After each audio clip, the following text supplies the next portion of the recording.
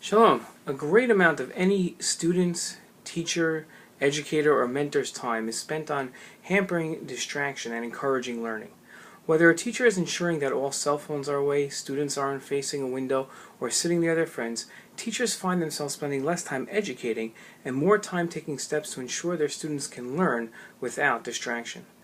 Our sages learned an interesting lesson from this week's Sedra about distracting and unhealthy thoughts. Unlike previous Divrei Torah I've written, this Dvar Torah isn't for children, and contains material that isn't suitable for the Shabbat table. This Dvar Torah provides a lesson so essential for teachers and parents that I felt it was worth writing mature matters at the expense of it not being shared with a larger audience. In our Sedra, we read of an evil brother who wouldn't allow his wife to get pregnant, for he knew that their baby would be named after his deceased brother.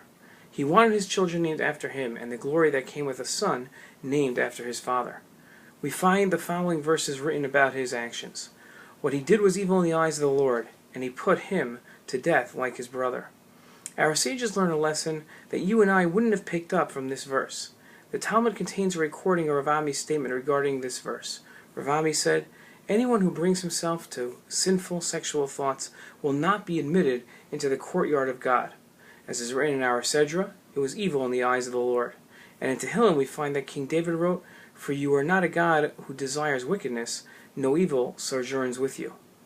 Setting aside how Rav Ami connected the brother's evil action of ensuring his wife not conceive with sinful sexual thoughts, one must ask, how can Rav Ami expect man to set aside thoughts that simply appear?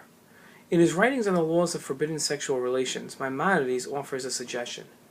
He wrote, pardon me for quoting, "It is forbidden for a person to intentionally cause himself to have sexual thoughts.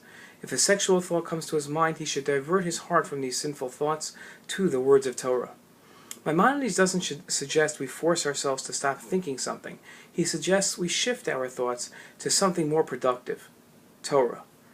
Maimonides' suggestion of changing direction in thought doesn't apply only to the sexual arena.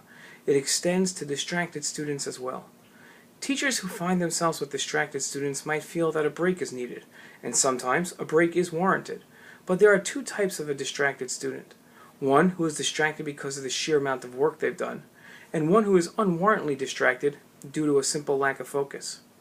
Our sages and the Rambam address the second type of student in this week's Sedra, by saying that this type of student shouldn't be given a break, but should be encouraged, maybe in a different manner, but should be encouraged to study even more. It's an important lesson. Shabbat Shalom.